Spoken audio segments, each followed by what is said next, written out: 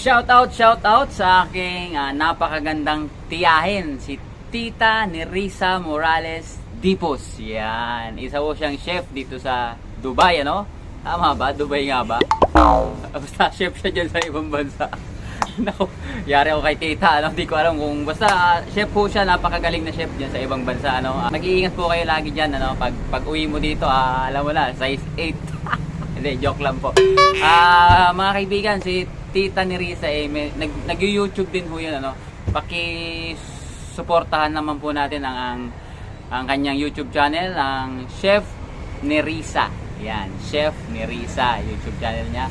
Mapapanood nyo po dyan ng iba't ibang putahe. Yan, magaling ho kasi magluto yung tita ko na yan eh.